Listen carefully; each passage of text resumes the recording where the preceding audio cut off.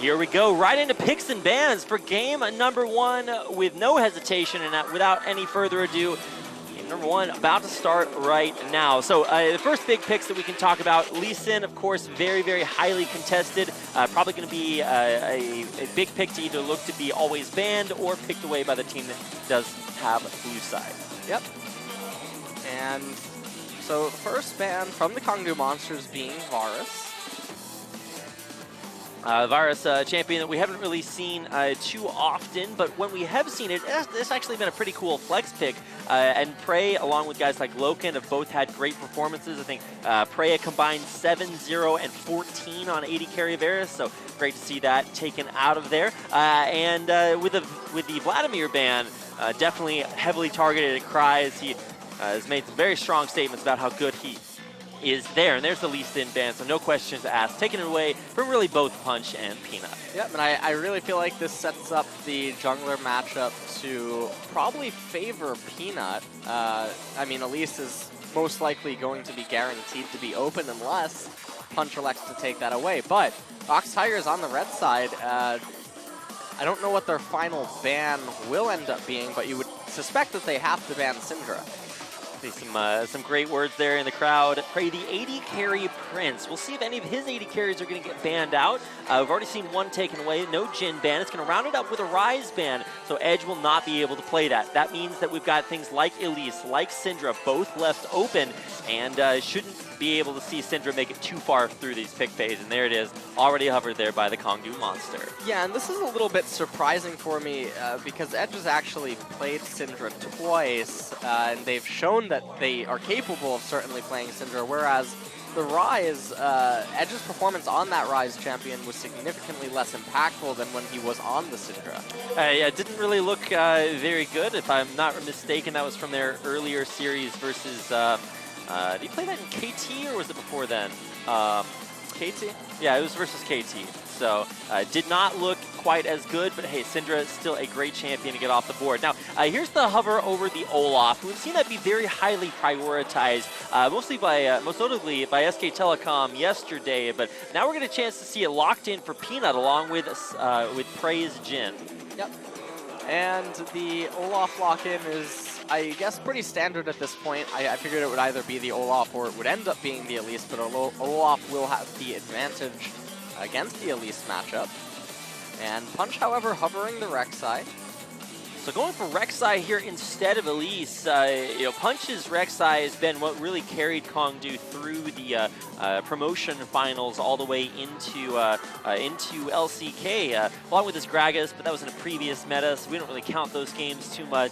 But the Jace lock-in top lane for Roach means that he is going to be looking to actually go up very strongly, fight off Smeb. And here come the next couple of very interesting picks here. Hovering over a Corki champion we've seen banned previously this tournament, but never picked. Yeah, we actually saw it banned against Kuzan on Jhin Air every single time that they were red side, I believe. And so I'm wondering if there's something about Corki that is a response to Syndra. Traditionally, this tournament, Zilean was actually one of the potential answers to Syndra, although we didn't get to see too much more of that.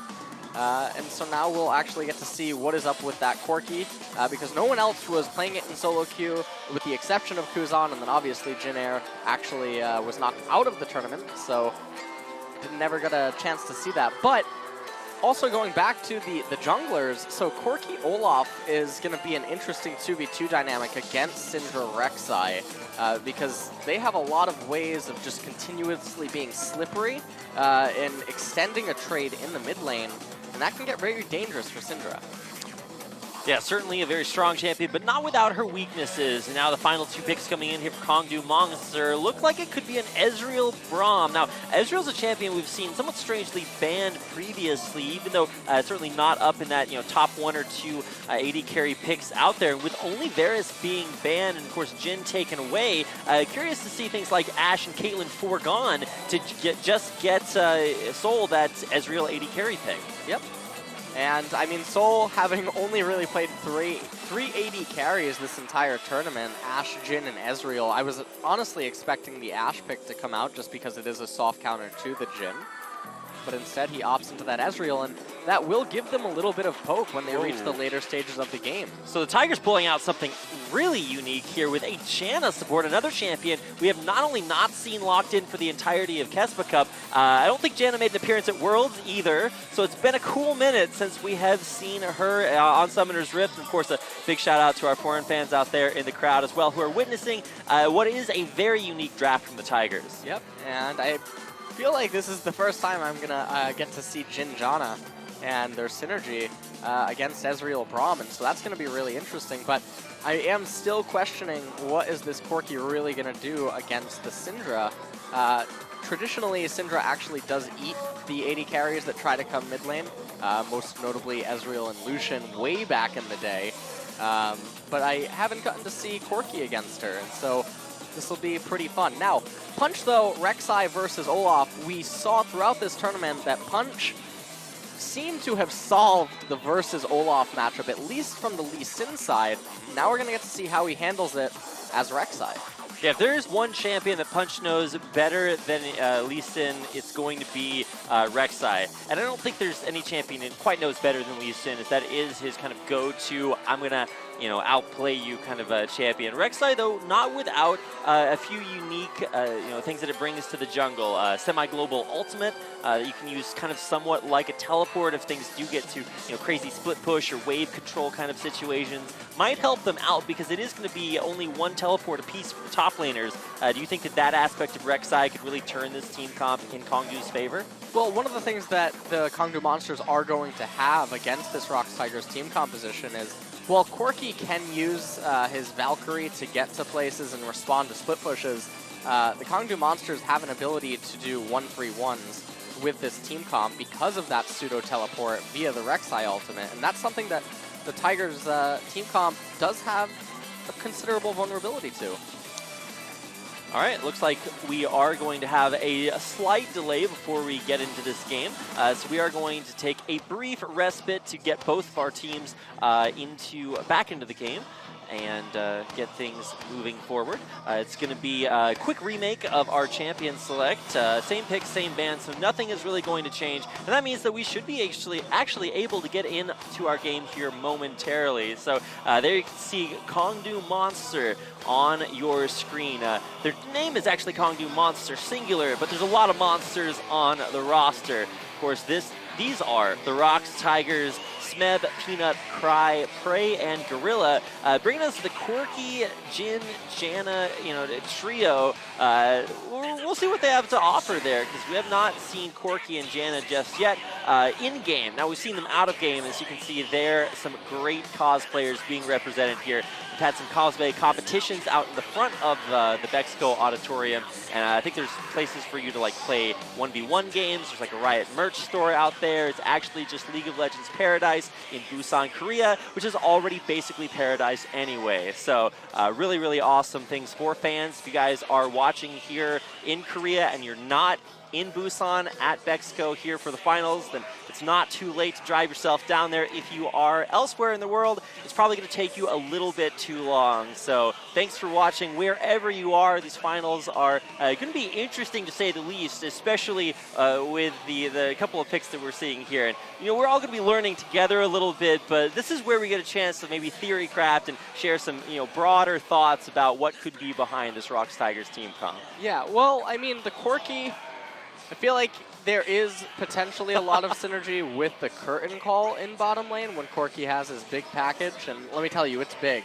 It is super big. It is super big. And so if he actually cuts off the escape route and just traps them inside of curtain calls with that Rumble ultimate, it's almost like a double equalizer. Yeah, that's actually kind of crazy when you think about the package line that you just can't cross. You've got package, you've got equalizer, you've got curtain call coming down all on top of that, and then at the same time you've got lots of Corki poke coming out of as well. And the biggest weakness that I think we've seen from Olaf being the ability to kind of run away from him. If he doesn't hit you with undertows and he doesn't have his Ghost or Ragnarok up, it's kind of hard to hit that. Well, it's hard to run away when you're on top of so much hot fire that the ROX Tigers are going to be spitting fitting all over Kongdu Monster. Yep, so a very interesting team composition. Also, Janna's ultimate may be able to knock them into the double equalizer. I want to see Gorilla go for these crazy like flash Janna ult, like wind set kind of plays to... I don't know, there's got to be like a cool name for using the wind to knock people into like the fiery pits of hot lava. I don't know. We'll see what's going on there. Just a reminder, guys, we are waiting for the games to start. There's a difficulty getting actually into the game. Everything worked fine, and as soon as we get the client to cooperate with everybody where they are supposed to be, we'll be loading into the game as quickly as possible. So I do appreciate your patience here as we get to talk about all of this goodness. We've had a pretty interesting road for both teams getting here. We got to see a little bit of a highlight video of both of them before we got into champion picks and bans. So, Nick, what was your most memorable moment of KeSPA Cup since we've been here in Busan? I think Peanuts Duskblade Lee Sin. I think that whole game was actually quite memorable. Yeah, I just actually never seen a player hard carry that much on Lee Sin. Like, we got a chance to see Bengi's Olaf snowball kind of out of control yesterday, and that looked pretty scary, but he didn't do that Duskblade. And even in the final game of ROX Tiger Series versus SK Telecom T1 yesterday, we got a chance to see Peanut go off a little bit, waiting and baiting Bang out there in the bottom lane to come forward, and then he blew his flash. He's like, okay, well, let me just walk straight back down there, and Peanut's like, wait, he's coming back into me, and he gets in there, gets the 1v1. That was super sick. So looking for the same kind of plays here, and while Lee Sin will be a very highly contested pick, that does leave us open to see maybe other picks that both junglers may have as their pocket picks. It's going to be hard for Peanut to do maybe the same thing with Olaf, but we'll see what he has in store. Yep. And, I mean, this team composition is very weird, to say the least. I'm, again, you know, looking at the mid lane matchup of Syndra versus Corki. Normally, Syndra actually just eats Ezreal and Lucian. Now, Corki, another AD carry, however, a little bit more power to his punch and his ability to trade early because of that bomb. And I just don't know how that's actually going to occur. I expect, I guess, he goes into Hex Drinker as the first item to survive the burst, because otherwise, feels like if Syndra gets one kill in that matchup, that lane just probably ends. Although, I've never seen it before, so I actually don't know really what to expect. Well, he'll certainly have to be careful for the power of Kongdu's punch, as that could definitely contribute in getting him the kill against him that might snowball him out of, or might snowball Syndra out of control. Of course, we all know what burst mages like Syndra do to squishy AD carries in the mid lane. It doesn't look very good. Well, if you're a ROX Tigers fan, there are quite a few ROX Tigers fans here in attendance. You got a chance to see a few of them, and the fan signs out there in the audience early. Several Kongdu Monster fans out there too. Kongdu Monsters have yet to really get their mascot game on point. I want to look out in the audience and see a giant, guy wearing a fuzzy Kongdu Monster suit. Yeah. I have yet to really see the Kongdu Monster in reality, so I think that's the next step to leveling up their game. Maybe they'll add it for next season of LCK. One can only hope. For the ROX Tigers, we did actually see a ROX Tigers mascot yesterday. Really? They had that big fluffy white tiger head that they were wearing around. It was actually so sick, yeah. I thought that was just a fan. Well, no, it's not their official mascot, but it's at least a big fuzzy tiger, which counts. What used to, back in StarCraft 1, they actually used to have mascots for all the teams. That is too. Everybody remembers Bunky, man. Bunky. Oh my God. SK Telecom mascot, Bunky. Oh well, it does appear as if we are about to get into this game. All of our issues have been resolved. That means we get to get down to business, not to defeat the Huns, but to find out which of our two teams today will be able to defeat each other and claim the title. 2016 League of Legends KeSPA Cup champion. Now that our teams are actually getting in onto Summoner's Rift, we should be able to get in there along with them. Hopefully. Hopefully. That's what we're waiting on. So in the meantime, get yourself some popcorn, get out there on maybe social media, hashtag KeSPA Cup, and of course, hashtag ROX win or KDM win.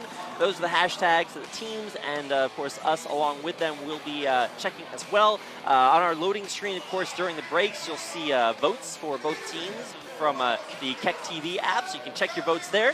We're about to get into games, so get ready. Game number 1 between the ROX Tigers and Kongdu Monster starts right now.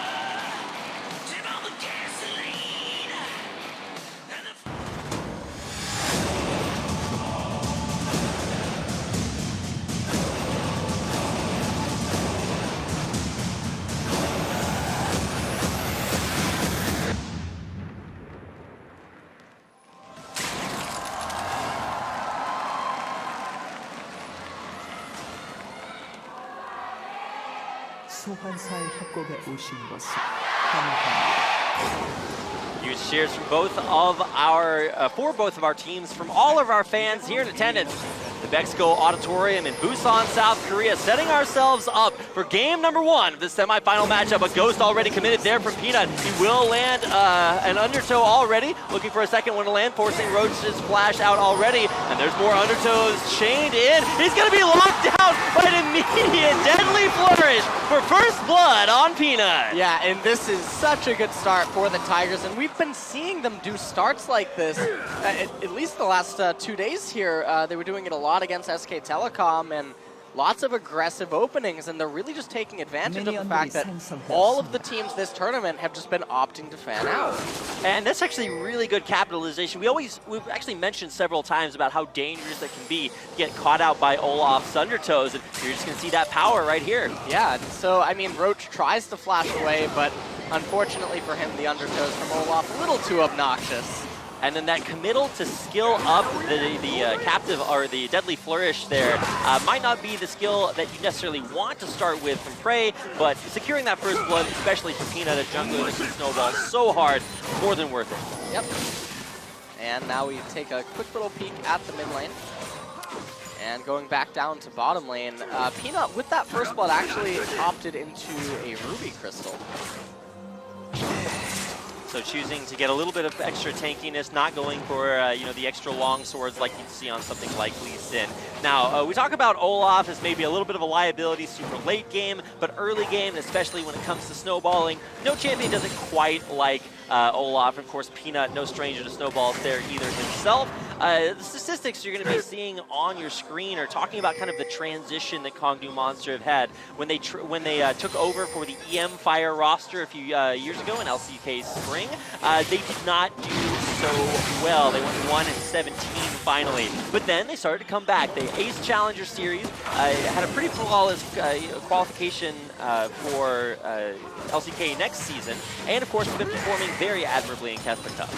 Yeah. And like I said, at the start of this tournament, I just expected them to actually get eliminated round 1, but then the level of play that they were showing was just on a totally other level than what I was expecting to see. And honestly, their games have looked so clean and refined. It doesn't look like the Kongdu Monsters that we've ever seen before, and they look like they're even rivaling some of the top teams in Korea with their macro play. That individual plays, macro play, team play, it's all looked actually really good, especially pronounced in their series versus ESC Ever in the semifinals earlier on this week. You could really just see the contrast with Kongdu Monster playing together as a team, but then also confident individually in their play there. It'll be really interesting to see not just the jungle matchup, which we're going to be talking about quite a bit, since they have been very outspoken and with very outspoken performances. But also want to keep an eye here on the duo lane. When Kongdu Monster win, Googer is the one to put up some crazy assist scores, averaging, I think, upwards of like almost double-digit assists per game. So that's pretty insane to do when you're talking about your entire series performances. So got to keep an eye down here as Nice Unbreakable will allow his AD carry soul to head back to base, grab that Tear of the Goddess and an extra pink ward. And just looking at all the lanes right now, they're still staying relatively even. And so far, though, Peanut has a little bit of a level advantage over Punch, and he found a pretty good counter jungle, so Punch is actually going to be considerably behind, at least in jungle routes for the time being.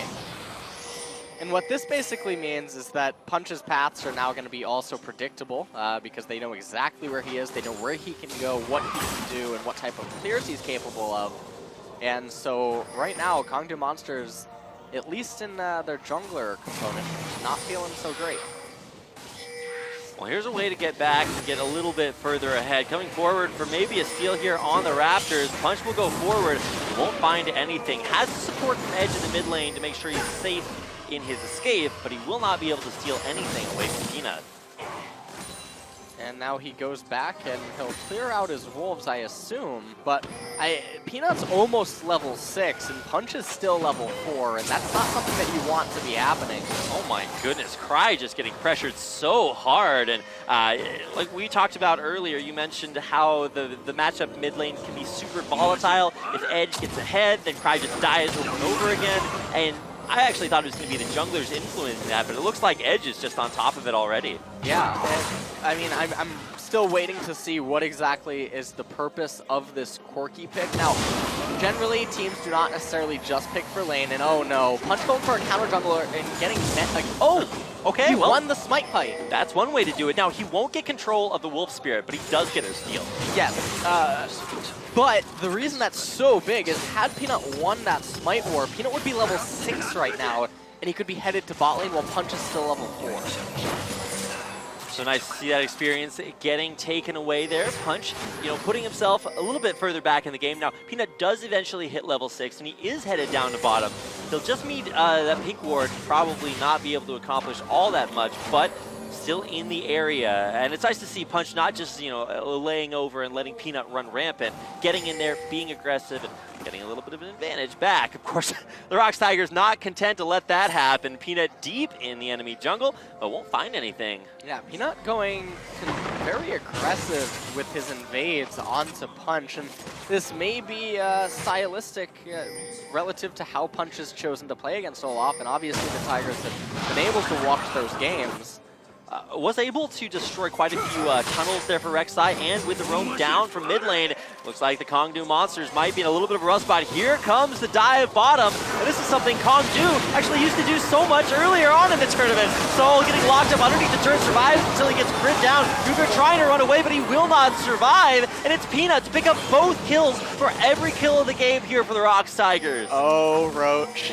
Oh, man. Oh man, he's going down, and this is not, okay, he managed to trade at least one kill. All right. A little bit of a silver lining to the very cloudy life he just lived and then lost underneath that bottom turret. What strikes me immediately is how similar that play that the Tigers did was the ones that Kongdu used to really run a train on Ever in the semifinals. Yeah, and a lot of this actually stems from Peanut's jungler routes. They're always pacing to be one step ahead of Punch, and so Punch has always been on the back foot this game, and they knew Punch is not level 6, so even if he did have tunnels in the bottom lane, he can't actually come to assist. So they call down Smeb, he throws down the equalizer, and from here, I mean, it's a 5-man party. Tries here, no one is really gonna live. Roach, however, in the end, able to trade at least one kill.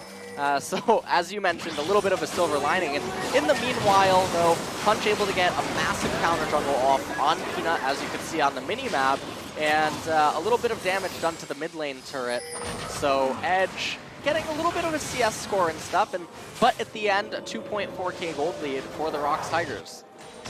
I mean, at this point, you're starting to get a little worried. Flashbacks of Bengi's Game 2 performance from yesterday on SKT, but this time it's Peanut's Olaf that is actually just ridiculously strong. 3 kills already. He's already transformed into Cinder Hulk. He's got Ionian Boots and Lucidity as well, and just really you know, more than ahead of where he needs to be at this point in the game. So a big coordinated dive there by ROX Tigers certainly secures themselves an early advantage, but at this point, what are we looking for as the next big spike that Kongdu may be able to capitalize on?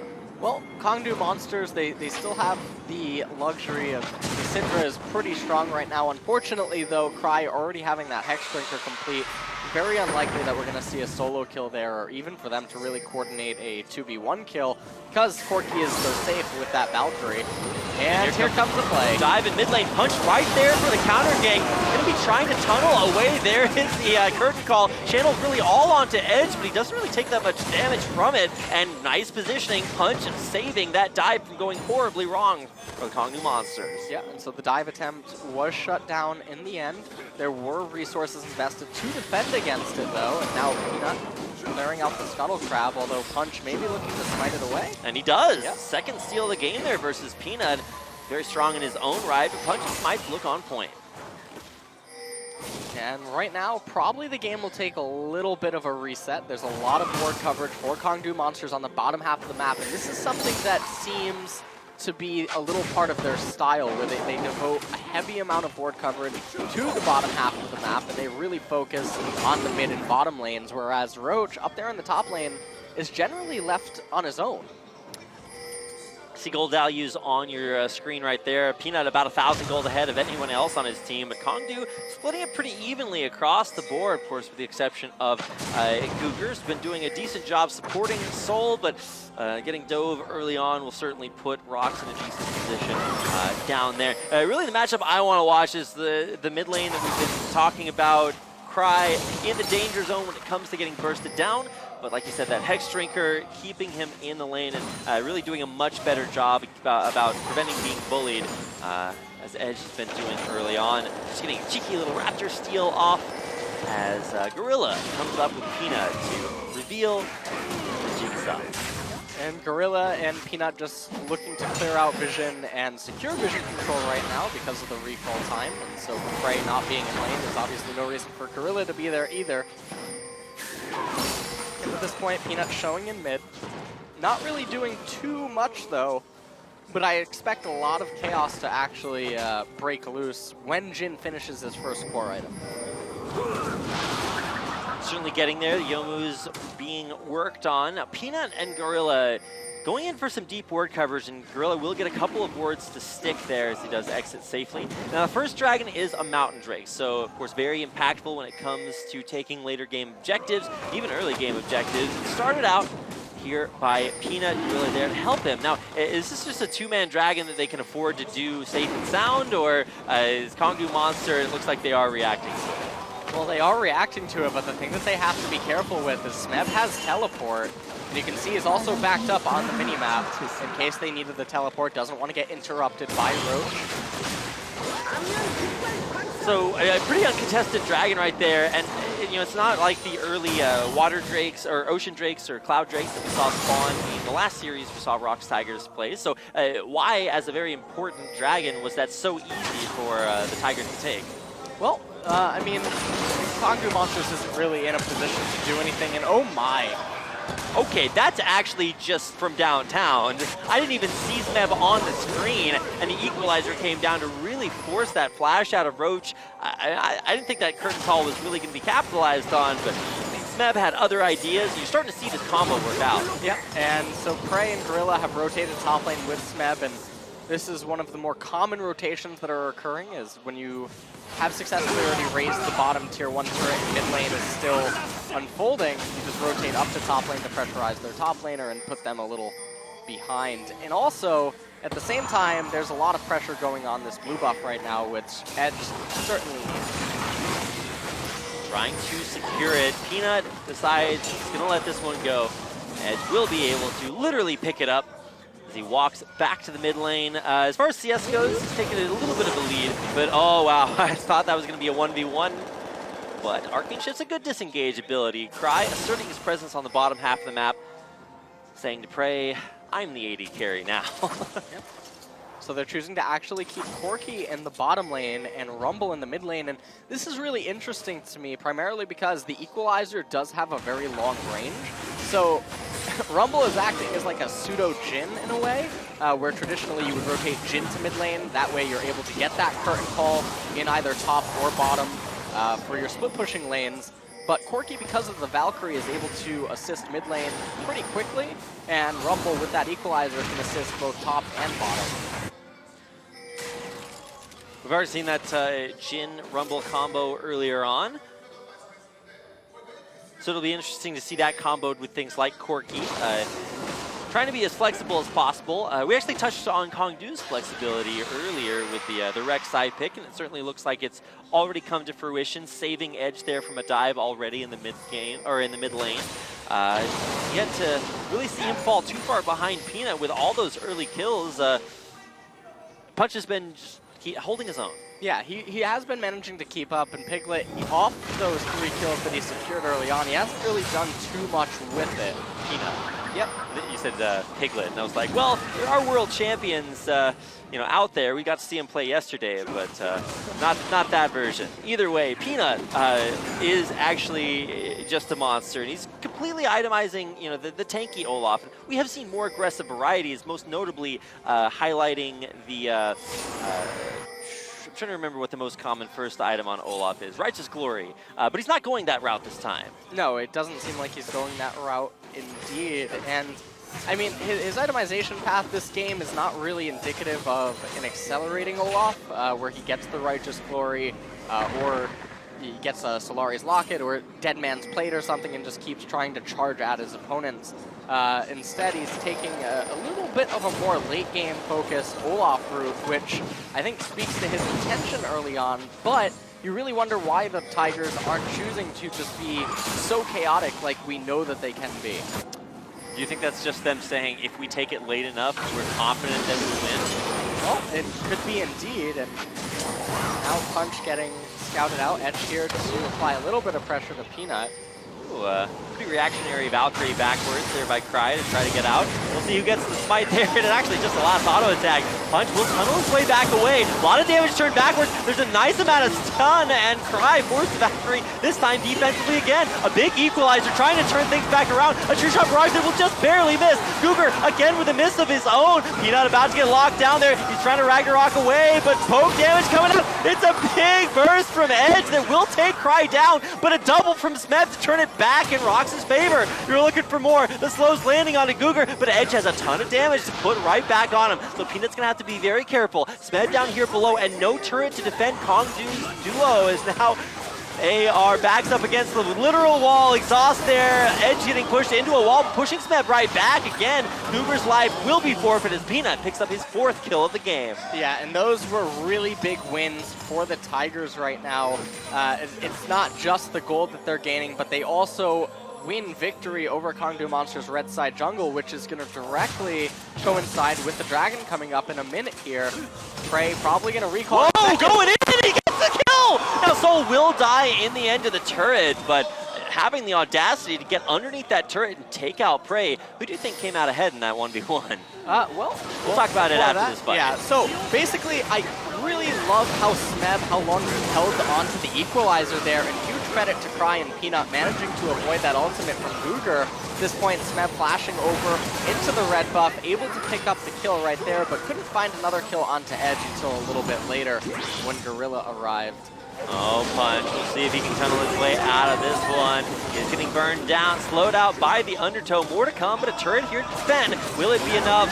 I don't think so. Peanut way too tanky at this point of the game. Will take out the opposing jungler. Takes him out, and now top lane under a lot of pressure that will draw the attention of Soul to come top. And it's a second Mountain Drake of the game. This is not what you want to be want to have happening to you right now, because while Smeb is free to stay top lane due to his teleport, Soul, on the other hand, would prefer to be in bottom because of that Mountain Drake that it looks like they're starting right now. Now, big pings on the top lane. Peanut there ready for the dive, but Cougar coming up here to help out Soul. Peanut will get stunned out there by the concussive blows. A big stun there, but an equalizer to maybe turn it back around. Blue buff. Okay, going to get grabbed, but it still will regen, and that will make it more difficult for Edge to take it as the ROX pressure top side of the map, while that very valuable Mountain Drake stays alive. Yeah, the Mountain Drake actually not just being taken by Cry and Gorilla is a little bit surprising to me. I feel like they could have just taken that for free, and there would have been no way for Kongdu to have any say about it. But instead, Mountain Drake's still on the board, and you have to wonder why the Tigers didn't take it there. Maybe they're trying to use it as an objective to bait Kongdu into a fight. That is always possible. Well, now this red buff almost fading out of fight. Oh my god, Roach actually takes it. I actually thought that was maybe a little overzealous by Punch to use the smite on Raptors and leave red buff up, but he's got a top laner that locks it down, and now that Mountain Drake, number 2 of the game, started here by the Tigers with nothing there to steal. So Mountain Drake number 2 really opens up the Baron possibility. So if Kongdu Monsters makes any sort of a mess up where they might lose 2 members or something, it can immediately result in the Tigers just going for a Baron burst. Starting to stack that up. Certainly if a third Mountain Drake comes up, that is absolutely do or die for Kongdu. Didn't get a chance to see what the next one is, Check that out as the game continues. Punch up on the top side of the map where Soul found that earlier 1v1 against Prey. He's actually looked pretty solid, but he has yet to really complete that big power spike from Trinity Force. Opting to go for Muramana first. Yeah, he has gone from Muramana first, and it is the Trinity Force instead of the Iceborne Gauntlet. Teleport actually canceled, coming all the way up to top lane from bottom. So Roach will be paralyzed down there for the time being. Do you think that was the right decision to cancel it? I think that they maybe thought that the Tigers were going to take that a little bit harder. But, I mean, even if that's the case, the teleport's too early. So it is a little bit of a mistake by Roach. Nonetheless, I mean, the posturing up here in top lane doesn't benefit Kongbu Monsters, really. It's just they're committing resources for no reason, and they're just letting the Tigers do what they want. This isn't something that they want to have happening, especially because any sort of mistake up there in the top lane immediately having the fall of their top tier 1 outer to Earth, and then a Baron capture can be disastrous.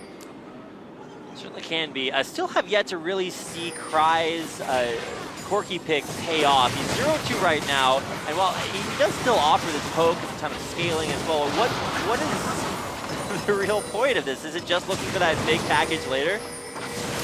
You know, I'm still not entirely sure what the purpose of the Corki pick really is. Maybe this is his Galio version to put himself on the board with a unique pick versus Faker. I don't know. Either way, it's nice to see it coming back. There's the package used right before it expires. Repositioned back towards mid. And so we won't see the double equalizer here, but Smeb does still have that ultimate up as the Tigers try to siege. Yep. And I can't see a way for them to really hold this first turret. But certainly they should be able to resist the second one. Curtain call. And there comes the big equalizer. It's only going to catch Punch, and Arcane just Soul to reposition here. So with Punch dropping low, we'll be able to just barely survive. A nice exhaust last second onto Edge. Keeps Sneb alive for now. A nice stun backwards, and there's another knockup from the Glacial Fissure as Cry, Gorilla, and Sneb all drop very, very low. Now Soul trying to get on the chase, but nothing else to find any of those very low Tigers. Yeah, and that was actually a beautiful turnaround by the Kongbu Monsters. They almost managed to pick up a few kills with some pretty stacked combos, and that's not something that I would expect to see out of that team composition, but Kongbu able to force the Tigers back, and they get a little bit of a breather, and we check that out right here. So the stun coming out from Edge met immediately by the curtain call from Prey, and from here I really thought that Punch was going to go down. Cougar able to get there at the last second, black the undertow from Peanut, and at this point the multi-man stun coming out of Edge into Soul's ultimate, and then I really just expected Cry to go down, but he flashes last second. Yeah, absolutely insane performance here by Soul, finding those clutch 1v1s top lane, and then able to land huge two-shot barrages to really help turn that fight around. That kind of wombo combo, reminiscent of the one we saw in the highlight reel of how KDM got here in their game versus their series versus Ever, able to just completely coordinate everything all at the same place. A trait we have, might seem of like a foregone conclusion, but certainly more difficult to pull off, and you have the coordination to do it. Cry playing very carefully, still 0-2-5. Looks like he's performing more of like a supported poke role here to the mid lane, in the absence of having a champion like, say, Varus banned out. Yeah, I mean, I'm still not really seeing what Corki offers, with the exception of being a little bit more safe and slippery than a Varus pick, but at the same time, I feel like that comes at the loss of damage, so it's a little bit of a trade-off in that sense. But, I mean, so far the Tigers have managed to use Cry effectively in some scenarios, but I feel like the main point so far has actually been Prey and Smeb synergy with those curtain calls and equalizers. Always kind of interesting to me to think about what we were lauding Cry for yesterday as sort of being the ROX Tigers mid laner that could do to Faker what Kuro never could. And this time around, it's Edge coming back. I mean, Edge, if I'm not mistaken, used to be like a substitute. Now he's really coming up big for his team. There's the equalizer, turn backwards. Azanias will keep Sneb alive for a little bit longer. Roach there to fall, but look at the damage coming through. Who's going to turn it back around? Is Punch actually knocking him up for a big turnaround? He's going to try to find the last second kill in onto Peanut. but he will not be able to save that in the end. It's a 1-for-3 exchange as ROX come out on top. Yeah, it's a 1-for-3 exchange, and you look where Soul is up there in the top lane, and honestly, he has no business being that far forward. Even though they have vision coverage, they don't gain anything off of that. Because of his positioning on the map and being unable to respond to what the Tigers just did as a proactive play, ends up resulting in the loss of major objectives all across the map. True shot barrage down here. We'll see if Soul can come back and really assert his dominance down there. Trinity Force and Luramana completed. So very, very strong spike for him, but there's only so much one Ezreal can do. See if he can do it now that he is down on the half of the map where there are actually enemy champions. And the next dragon about to spawn in a second. Prey certainly wants to recall before it though. Oh, there's Peanut. He's doing it again. It's not Lee Sin, but he's still looking for it. Ragnarok for some extra damage, and Roach, he's probably not making it out of here. There's the assist credit going to Gorilla, and Peanut with these 1v1s out of the bushes. Incredible performance there, and it will allow Kongdu, though, on the other side. They don't have to worry about Peanut, but they might have to worry about these equalizers coming up to stop this Baron attempt. Now, it is being dropped very, very quickly, and it certainly looks like Kongdu will be able to close it out. They do get the smite, but can they survive? There's the curtain call already slowing them down. A huge equalizer right around the corner. Roach, or Punch rather, going one way. Guger trying the other way. A Glacial Fissure really kind of sealed that Tri-Bush off, but Guger gets crit down over the wall, or taken down, rather. As Edge still looking for a turnaround. Now, he will get the damage and a stun there on a Prey. The ult to find a kill, and Edge will trade his life for praise. So a little bit worthwhile in that sense. And there's still Baron buff on 2 members of Kongdu. There's still Baron buff on 2 members, and I mean, in the end, they technically lost 3 because Roach went down at the very beginning of that. They picked up a tower, and so in the end, this isn't just them capturing the Baron, it's also denying the Tigers' ability to have captured the Baron. And so it's a pretty big victory for Kongdu Monsters, and that was a very impressive, decisive call that they made. Now crying a little bit of a rough spot there. No Iceborne Gauntlet to really slow him out there, but a ton of damage, more than Soul really needs. There's a knock-up punch to secure the kill. Now Soul just has to get to the wall. They will actually flash over it, so he's safe and sound for now, but does need to actually help out his jungler Punch. It's a little bit of a rough spot. Lots of damage coming out here from Peanut, but Roach here to turn it back around. It's a 3v2, soon to be a 3v4 as Guger will join the fight. Now Peanut might not be making it out of here alive. Words, how do you do them? Well, Peanut doesn't know. He's out of here, and it's a big turnaround as Kongdu find not 2, but 3 kills. Yeah, and Kongdu Monsters, they are turning this game back around. And it looks like they're going to get the mid lane turret. Edge, though, has to be a little bit careful. Okay, well, what are these bushes are death traps. ROX Tigers know exactly what they want to do. Oh my god! Edge! He might actually just turn this one around. He's going to pick up the ball, but he might be able to throw it right back at Smeb. There's a lot on the ground here. Can Edge find it? Not willing to go for the trade, but in the mid lane, Kongdu are back in action, taking down not only the first base shooter of the game, but the first inhibitor at 28 minutes as well. Yeah, and with all of the deaths that occurred on the Tigers side, they really needed Smeb and his equalizer to stop that assault. And you can just see what ends up happening here. And as you pointed out, no Iceborne Gauntlet for the slow, but it doesn't matter as Soul dealing a lot more damage and having that movement speed, able to pick up the kill on Cry, get to the wall, hop over into blue buff, and turns out Olaf actually can't go through walls, so unfortunate there. And they're able to just try to chase down Punch before Roach ends up showing up and Gorilla and Peanut being forced to turn around. You really just have to wonder why they were taking the fight that far, because at that point, you're never actually killing the Rek'Sai right there before either his tunnel network would come up or Peanut would lose his CC immunity and Rek'Sai would get the knock-up. So a little bit of what seems to be tilty play is from the Tigers occurring right now, and that massive lead that they had has all but gone away. Yeah, also Peanut dying there with 7-0 gives a bunch of gold off that shutdown to Kongdu as well. So really interested to see how much value this Baron power play has given them. We'll get that status as it finishes off. But taking that inhibitor, winning these team fights, punishing the Tigers for overextending and, like you said, somewhat uncharacteristic play. Everything seems to be going Kongdu's way after. What do you think was the big turnaround? Was it just that decision to go for Baron? Well, it was, I mean, it was a nice opportunity that presented itself, and Kongdu made the decision to go for the Baron, and it was really proper. Following that up, though, some of the decision-making that the Tigers made were poor. And Smeb, you know, trying to get that assassination attempt onto Edge up in the top rush was ultimately a poor decision as well, because it meant that the Tigers didn't have his equalizer to clear the wave.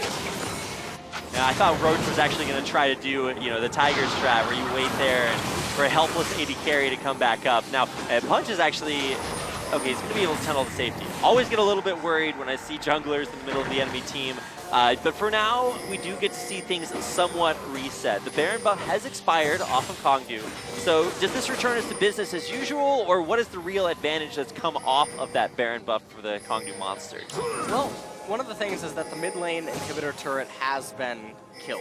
So any mistakes that the Tigers make, well, hold that thought as current call comes out. Oh, and a big equalizer, catch and punch. Roach, here comes Peanut, right on top of him. Roach over the wall, staying alive just barely, but in the end, it'll pop the Guardian Angel on Punch. Now the turnaround here coming out as Kongdu look for a kill, they find Peanut. Now more damage on to Gorilla. He's being slowed out there by the Blade Ruin King. In the end, Gorilla stays alive, but Prey not so lucky. Kongdu find pick after pick. They're looking for one more. It's a tunnel forward from Punch. He's trying to catch in on a Gorilla who gets forced right into a shock blast. And they might actually be trying to take the game, and this is what I was actually about to reference, is with that mid lane inhibitor turret open, they have super minions. Smeb doesn't have the equalizer right now. Corki does have his big package. We'll see how big it is, or if it is big enough. Soul looks like he's waiting for another 1v1. Kongdu would take their wave of super minions right into these Nexus turrets. Pry off to the side, like you said, package in hand or in herb, as the case may be. He's going to try to form a nice little L there on the ground, but he might be the one taking them as the ROX Tigers start to drop. Praying Gorilla about to respawn here. Of course, Peanut back up, trying desperately to keep this Nexus alive, but they will not be able to as the Kongdu Monsters take a 13-15 win from behind against the ROX Tigers to seal the deal in Game 1. And that was a gigantic comeback in all aspects, and you just have to keep looking at this team and their run through this tournament, and you wonder, like, where did they come from in a way? Because this team doesn't have any superstar players. They don't have any superstar coaching staff, or, well, one could argue that MC coming over from StarCraft 2 might have an influence, but this team has come from completely, I don't even know where, to the likes of beating KT, going up 1-0 against ROX Tigers in the finals. They're just looking so impressive. Yeah, and we'll talk a little bit more about this, but first let's take a quick replay of this final fight. Yeah, I mean, the equalizer comes in with the curtain call. Peanut, though, Olaf can't go over walls. He only has the ghost, no flash available. And at this point, they stack up inside of the jungle. Peanut goes down, and Soul, the Trinity Force and the red buff, just doing work right there on Gorilla. And look at this Corki, because it doesn't seem to actually do anything. I don't know in what world a Corki is going to be more desirable than a Varus when he's dealing this little damage. Yeah, you could say it was a little bit quirky, the pick in the mid lane. In the end, though, it is still a Game 1 victory there for Team Kongdu. So if you guys are fans of theirs, get out there, let them know, let everyone know that we'll be coming back for Game number 2 after a short commercial break, so don't go anywhere.